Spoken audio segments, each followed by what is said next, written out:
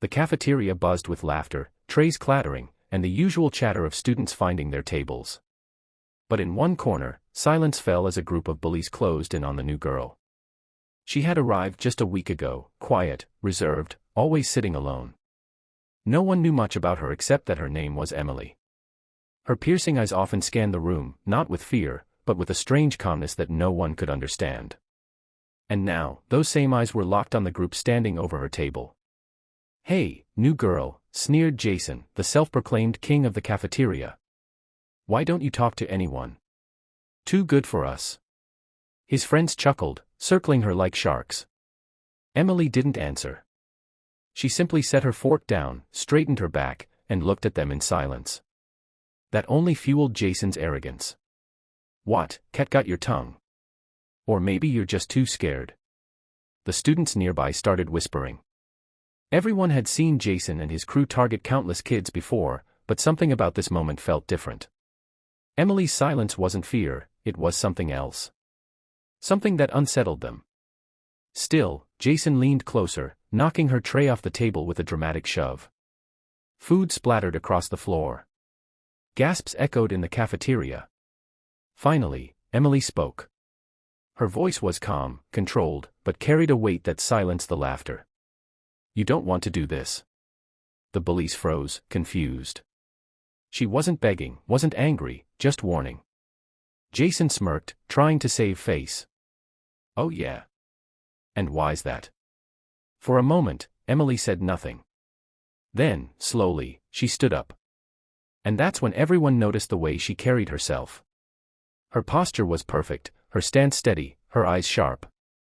Not the way a regular teenager stood, but the way someone trained for discipline and survival would. "Because," she said quietly, "I've dealt with worse than you. Much worse."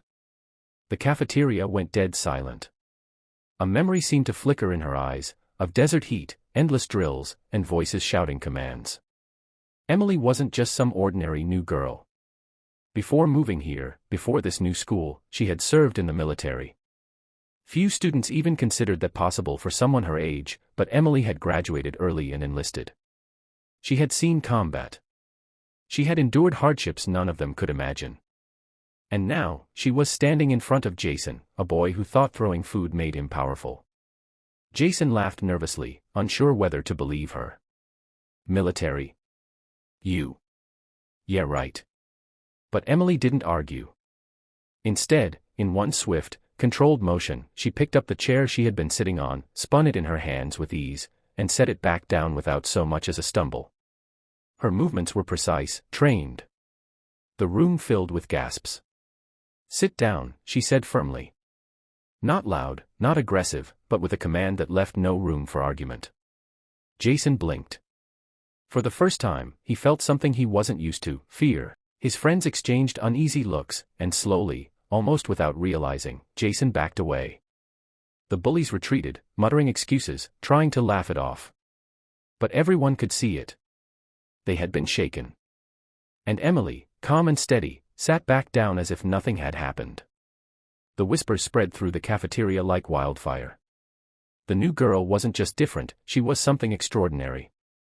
But Emily's story didn't end there. Over the next few days, students began to approach her.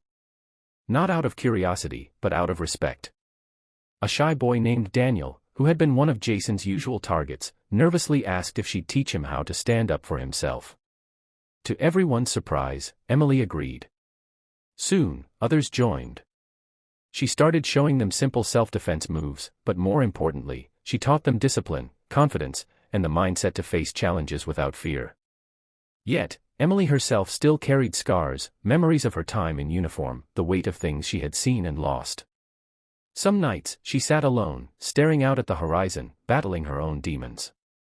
But seeing these students grow stronger, seeing them stand taller, began to heal her in ways she hadn't expected. One afternoon, Jason appeared again, this time without his crew. His arrogance was gone, replaced by something else, guilt. "Look, about the cafeteria," he muttered, staring at the ground. "I didn't know. I shouldn't have done that." Emily studied him, her sharp eyes softening just slightly. "It's not about me," she said. "It's about the way you treat people. You don't need fear to be respected. Jason nodded slowly, the words sinking in. For the first time, he walked away not as a bully, but as someone who wanted to change. By the end of the semester, the school was different. Fewer kids walked with their heads down. The whispers of fear that once followed Jason's gang had been replaced with quiet strength and unity.